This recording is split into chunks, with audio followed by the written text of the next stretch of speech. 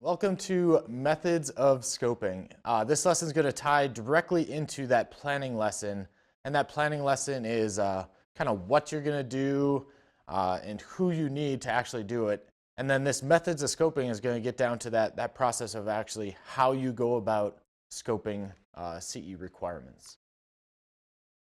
So we're going to take a quick look at the lesson objectives, and by the end of this I want you to be able to know the common methods of scoping. And what this is really going to come down to is how you, as the scoper, the planner, a really logical process that you can go through to appropriately scope all of our CE requirements. And then also, I want you to know how the magnitude of the job influences that scope development.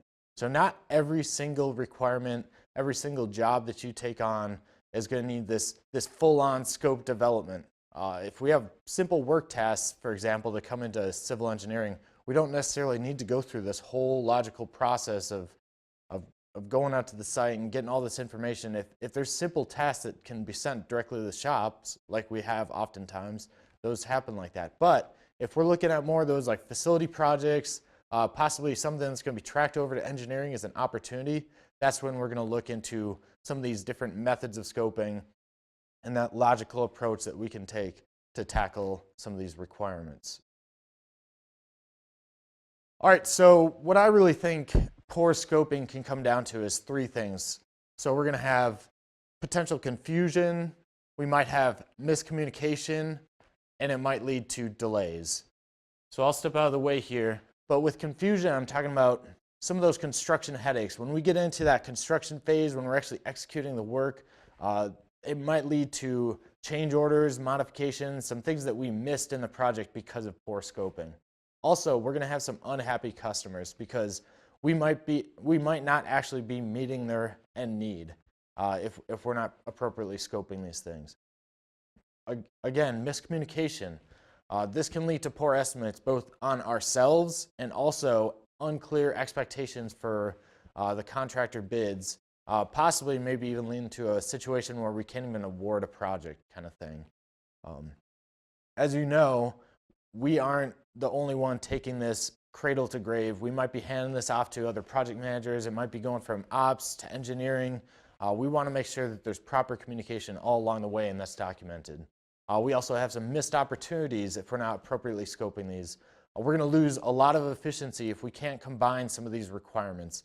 That's a reason we as CE, we're in charge of kind of the whole facility portfolio, is so that we can have that big picture view. We can know all of the things that are incorporated into all facility requirements on base, and then hopefully we can capture some of those efficiencies when we're scoping these requirements. And then delay. I like to consider the speed to need. A lot of the times if we're not quite right on our scope, if we're not fully communicating that scope, we're going to increase some of those other stages in that requirement development. It's going to lengthen the time, lengthen design review processes, lengthen the construction possibly, have a lot of second and third order effects. And that's what scoping gets down to, is kind of thinking through all those second, third order effects to make sure that we've captured everything. All right, so there's some different logical methods that we're going to go over in this lesson to scoping, and a lot of these might seem like innate or like, hey, all civil engineers should know these things, but kind of thinking through what is going to be your process of scoping requirements. I have some inspiration here from Omni class. It's a type of work breakdown structure, kind of by table 13, which is spaces by function, and there's 4 different methods that I want to go through that I've used and that other engineers have used in the past that have helped them properly scope requirements. So we have this vertical approach. We have this top-down, bottom-up approach. There's going to be what I want to call a through and through, where you're outside in or inside out approach, a horizontal or a very linear approach, and then kind of a facility approach where you're going room by room. And then we'll get into a couple more different work breakdown structures that might help you scope requirements as a planner, as an engineer over in engineering. We have uniformat. That's going to be a lot more familiar to the ops folks. And then we also have master format, which might be more familiar to some of those engineering folks. And what it really comes down to is using this work breakdown structure and this logical method is going to help us for control and accuracy of cost, time, and quality. And those are really the triple constraints of project management. There's kind of a joke or kind of a saying that you can have two, pick which two. But if we're properly identifying and scoping these requirements, we can balance those three aspects and those constraints and make sure that we're getting the end product that we need. Another thing here is in your initial efforts of doing this scoping, we need to make sure that we have buy-in from decision makers and the leaders of kind of what is the outer bounds or what's the overall goal of that scope, because we want to prevent that scope creep that might make some smaller requirements become these huge, large, all-encompassing requirements. So we got to know from the forefront what is the actual overall goal and bounds of my scoping efforts. All right, so I'll start with a couple of different approaches that work better maybe early on in the process to get you started on that scoping effort. This over here is my alma mater. I was living in one of these dorm rooms around here, and these can lend themselves kind of to a top-down or bottom-up approach, maybe some dorms around your base, thinking logically through, okay, what's all the way at the top? So we have the roof, what kind of work is going to go on the roof, and then kind of stepping down floor by floor by floor, and then we get to the ground floor, what type of things are going to need there, what type of landscaping around the facility, and then also thinking of some of those substructure elements as well. Another one over here that potentially lends itself to a top-down or bottom-up approach is a hangar or some of these large open facilities that you can think of either from, hey, what's down below the ground level all the way up until what's on the roof. Just a very logical approach of thinking through that initial scope to where you can dig down deeper into some of those elements when you get further on in the process and potentially combine this with some of the other approaches. Then we have this, what I want to call a through and through approach. So we have the outside in or the inside out, and an easy way I like to think like the Pentagon.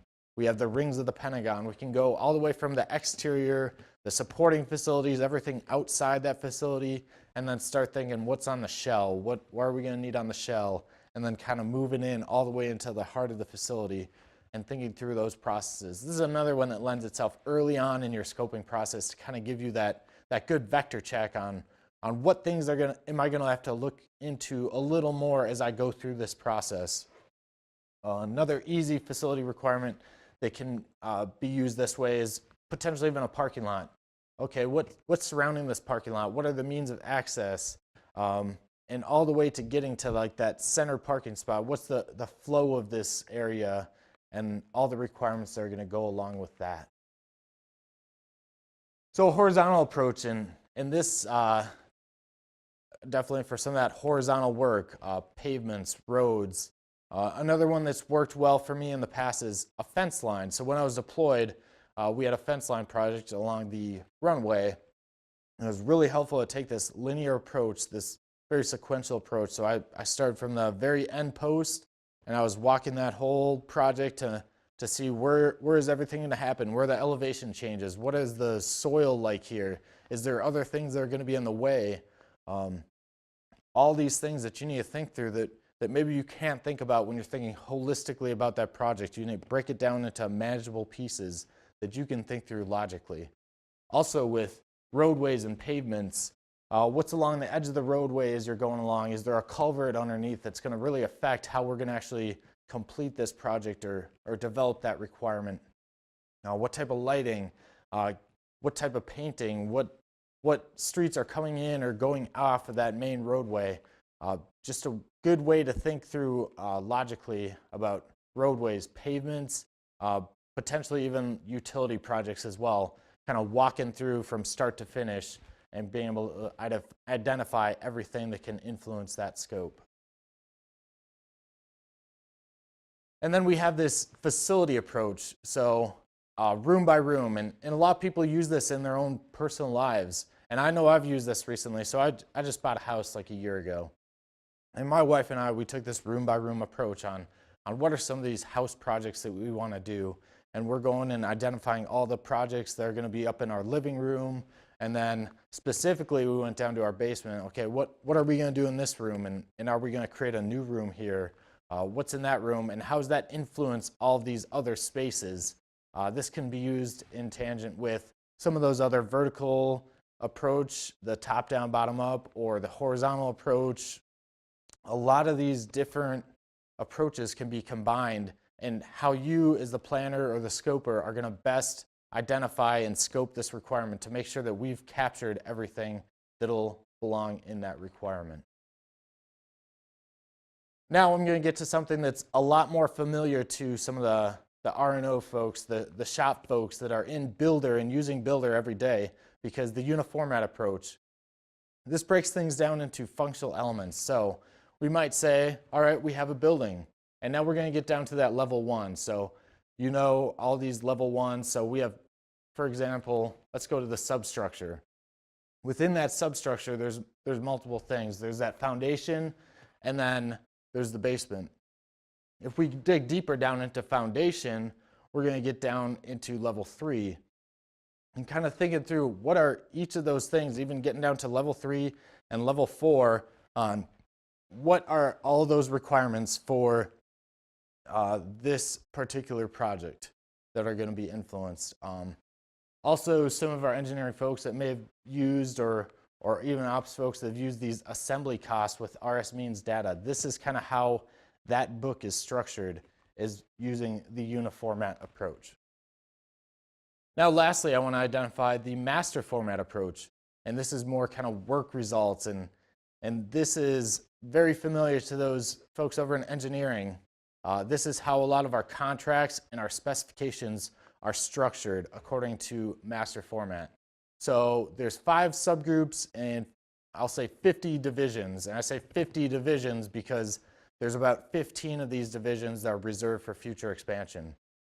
A lot of the work that you're going to be looking into is kind of the facility construction subgroup and then the site and infrastructure subgroup, but still being able to logically look through all those divisions and what type of work is going to be involved in concrete, metals, masonry, all of these different things, and having that type of approach. And any of those that have used the building construction cost with RS mean data, that's how this book is structured. Really getting down to that level 1 cost estimate for some of that SABRE work. That's how level of detail that the master format gets down into. All right, some other tips when you want to be thinking about scoping and some other tools that might be helpful for you. Don't forget about that builder data. Before you're going out and doing the scoping, take a look at that builder data and know what types of things with this facilities are good and what things are poor according to that builder history. When was that actual assessment created and completed? Also looking at some of that other facility history, and I say history in quotes because you want to look at what is the work that's been done in the past and what is some of that other work that's going to be done potentially in the future. Or what about that area of base? Is there any plans for future expansion over in that area of base? Or even in general, the mission of the whole base. What's that going forward? Don't forget about some of those subject matter experts that you have within the civil engineering squadron. Like we've been saying all along, scoping is not an individual effort, it's a team sport. So when you need to get some of those subject matter experts out there with you and looking at some of these components of a facility or walking through this logical sequence, make sure you have them with you. Don't go at it alone. And then some other planning, scoping, and requirement development guides that you've been exposed to or become familiar with that'll be available to you. We have the Planning Charrette Report. There's the Project Review and Validation Checklist. There's also this rescinded AFPAM that has some great tools on just making sure that you're able to go through a process, you're able to think about everything and make sure that we're capturing everything within that requirement.